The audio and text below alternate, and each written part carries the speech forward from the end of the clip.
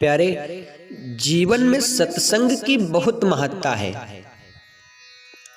संत तुलसीदास कहते हैं, कलुषित व्यक्ति भी संतों के संग से सुधर जाता है। जैसे पारसमणि को लोहे से छुआओ तो लोहा स्वर्ण का हो जाता है। जीवन में 3 चीजें ऐसी हैं जो प्रत्येक व्यक्ति में ज्यादा होती हैं। हमारे शास्त्र कहते हैं, ममता किसी से मत करो, प्रेम सभी से करो। प्रेम करना चाहिए, ममता नहीं। सज्जनों, ममता बांधती है और प्रेम जो है परमात्मा से मिलाता है। आप में मेरे राधा माधव का वास है, मेरे गोविंद वास करते हैं, ये सोचकर मैं प्रेम कर सकता हूँ। लेकिन रूप से यदि मैं आपके प्रति आकर्षित हूँ, आपके प्रति ममता करता हूँ, तो ये ठीक नहीं है। व्यक्ति की 3 चीजों में ममता ज्यादा है। व्यक्ति की 3 चीजों में सबसे ज्यादा ममता रहती है। प्रेम नहीं रहता है, ममता रहती है। धन, पुत्र, स्त्री। लेकिन भैया, इस जीवन में, इस मानव जीवन के लिए सत्संग ही सर्वोत्तम साधन है परमात्मा से मिलने का। भागवत में तो यहाँ तक वर्णन कर दिया संत सुखदेव जी ने, स्वर्ग, मुक्ति और वैकुंठ, ये सुख भी 1 मिनट सत्संग के आगे थोड़े हैं। सत्संग सर्वोत्तम है। तात स्वर्ग अपवर्ग सुख, धरिय तुला एक अंग। सत्संग की महिमा कितनी महान है, ध्रुव जी इसके प्रत्यक्ष प्रमाण है। ग्लानि से तुमने प्रभु के नाम को जपा, लेकिन संत कृपा से उसे परमात्मा मिल गए। सत्संग को जीवन में अपनाओ, मैं ये कहना चाहता हूं। आचार्य सुखदेव जी कहते हैं, राजन, ध्रुव जी के पुत्र उत्कल हैं। उत्कल महाराज के वंश में आगे हुए चल करके अंग महाराज के पुत्र हुए वैन। देखो, मनुष्य के बिगड़ने के 4 साधन होते हैं, रूप एवं संपत्ति एवं बड़ा पद मिल जाना। सुंदर रूप का होना, युवा अवस्था का होना, ज्यादा धन का होना और उच्च पदवी का प्राप्त हो जाना। व्यक्ति को बिगाड़ने के 4 साधन। इन चारों चीजों के साथ में यदि विवेक नहीं है प्यारे, तो निश्चित रूप से जो व्यक्ति अनर्थ के बिना नहीं रह सकता। जिसके पास ये चारों चीजें हैं और उसके पास विवेक नहीं है, तो निश्चित रूप से वो व्यक्ति अनर्थ के बिना नहीं रह सकता। यदि विवेक है तो ये चारों चीजें ही व्यक्ति का कुछ बिगाड़ नहीं सकती। और जो विवेक है वो सत्संग है। बिनु सत्संग विवेक न होई। विवेक तभी प्राप्त होगा जब हम सत्संग करेंगे। अंग महाराज के पुत्र जो बैन हैं, बड़े ही उद्दंड हैं, बड़े अभिमानी हैं, संतों का अपराध करते हैं। यदा देवेषु वेदेषु गोषु विप्रेषु साधुषु धर्मे मयि चा विद्वेषः सा वा आसु विनश्यति। देवताओं के प्रति, वेदों के प्रति, गौ ब्राह्मणों के प्रति जिनके मन में द्वेष उत्पन्न हो जाता है, वो व्यक्ति शीघ्र ही नष्ट हो जाता है। उस व्यक्ति को नष्ट होने से कोई रोक नहीं सकता। बैन महाराज को संतों ने समझाया, नहीं माना तो संतों के श्राप से उनकी मृत्यु हो गई। मंत्रों की शक्ति से संतों ने बैन के शरीर से परमात्मा को प्रकट किया। उन्हीं का नाम है पृथु महाराज। पृथु महाराज की पत्नी है अर्ची, जो साक्षात लक्ष्मी है। जरा ध्यान दीजिएगा।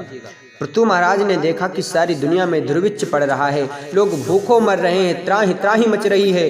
क्योंकि समस्त संसार में जब व्यक्ति पाप करता है तो उन पापियों के पाप का परिणाम प्रकृति पर असर करता है। और प्रकृति पर उसका असर होता है तो प्रकृति एक साथ ही पूरे समाज को दंड दे देती है। उसके असर में सभी को दंड मिलता है, चाहे वो सज्जन हो चाहे वो दुर्जन हो। पृथु के पिता वैन ने जो पाप कर्म किया, उसका प्रकृति पर इतना असर हुआ कि लोग जमीन में 2 किलो अन्न बोए तो आधा सेर अन्न मिलता था। जितना बोते उतना भी प्राप्त नहीं होता। इसलिए पृथु के मन में थोड़ा क्रोध आया और पृथ्वी को मारने दौड़े। जब पृथु मारने को दौड़े तो पृथ्वी ने गौ का रूप धारण कर लिया। हमारे शास्त्र कहते हैं, गाय को कभी मत मारो, गाय तो अवध्या है, गाय सबके लिए वंदनीय है, उसका पूजन करना चाहिए। गाय के रूप में पृथ्वी को देखते ही पृथु रुक गए। पृथ्वी रूपी गाय ने कहा, महाराज आप मुझे मार भी दोगे तो क्या मिलेगा आपको? सारी प्रजा जो आज दुखी है उसका मूल कारण है कि लोग कर्म नहीं करते। कर्म करेंगे तभी ना फल मिलेगा उनको।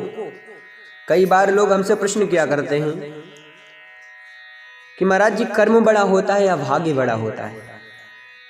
ये आज के जनमानस के अंतर्मन में एक आम प्रश्न बन गया। प्रत्येक व्यक्ति के अंतर्मन में एक प्रश्न है कि कर्म बड़ा होता है या भाग्य बड़ा होता है। लेकिन भागवत जी ने हमेशा भाग्य की निंदा की है।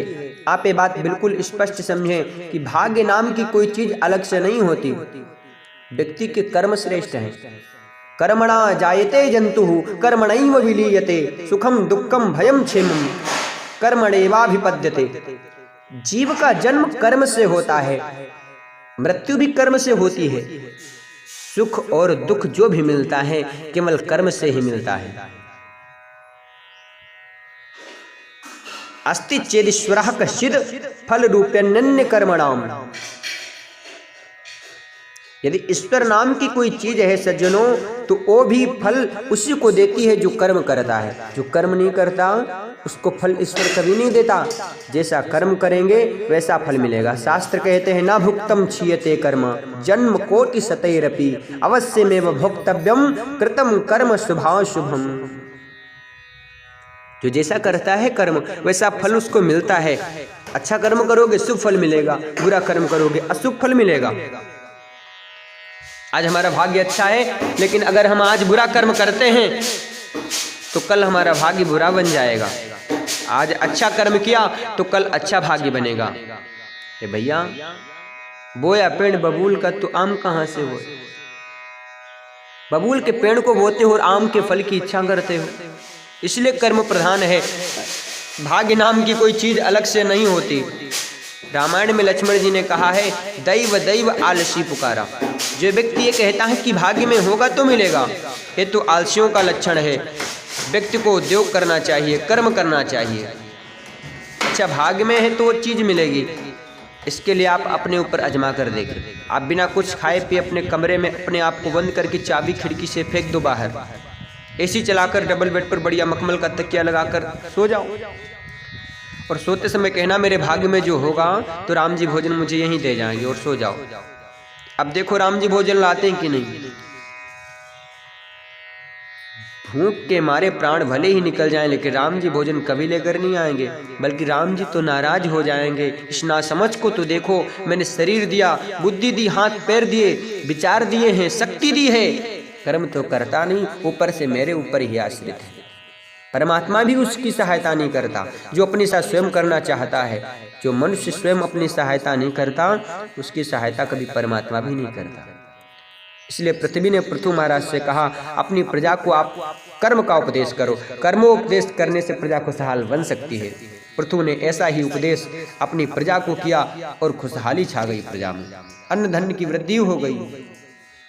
पृथु ने सोचा लोग कर्म तो करते हैं परंतु परमात्मा का चिंतन भी होना चाहिए, क्योंकि हमारे शास्त्र कहते हैं परमात्मा के अपने वचन हैं तस्मात् सर्वेषु कालेषु मामनुस्मर युद्ध च। प्रत्येक काल में मेरा स्मरण भी करो और कर्म भी करो। हम केवल कर्म करेंगे और भगवान को भूल जाएंगे तो कर्म असफल होगा, सफल नहीं होगा, असफल ही रहेगा। और केवल भगवान की माला लेकर बैठ जाएंगे और कर्म नहीं करेंगे तो भी कर्म सफल नहीं होगा। इसलिए दोनों ही कार्य होने आवश्यक हैं। महाराज पृथु ने यज्ञ करने का संकल्प किया। यज्ञ करने की उनकी भावना जगी। जो व्यक्ति स्वयज्ञ कर्म करता है वो निश्चित रूप से देवराज इंद्र बन सकता है, ऐसा पृथु के मन में संकल्प जगा। लेकिन 99 यज्ञ, जब 99वां यज्ञ चल रहा था कि इंद्र उनका घोड़ा चुरा कर ले गया। पृथु ने सोचा इंद्र को डर है कहीं मैं इंद्र ना बन जाऊं, मुझे 100 यज्ञ नहीं करने, 99 यज्ञ करके ही छोड़ देते हैं। पृथु ने 99वां जो यज्ञ किया उसके यज्ञ में भगवान नारायण प्रकट हुए।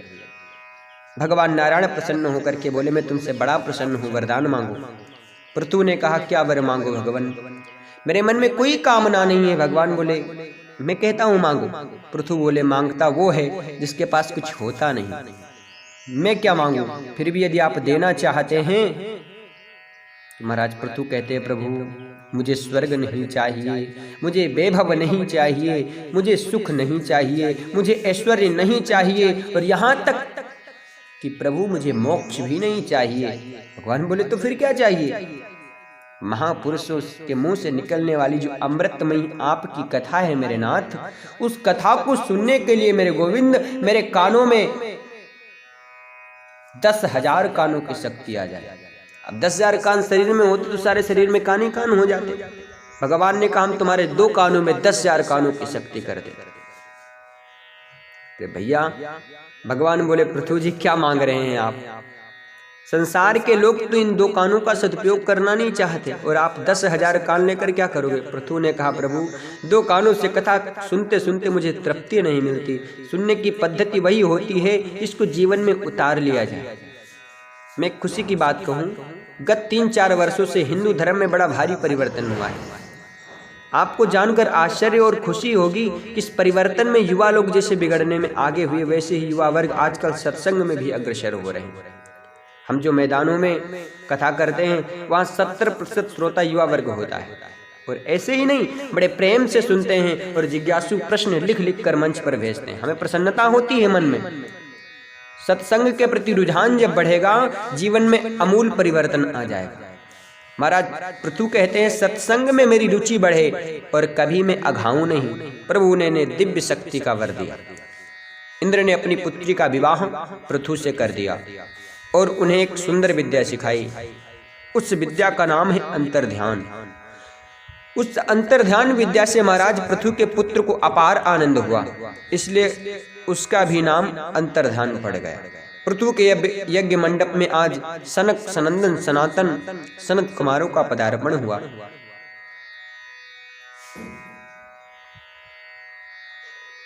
जब फलाहार ही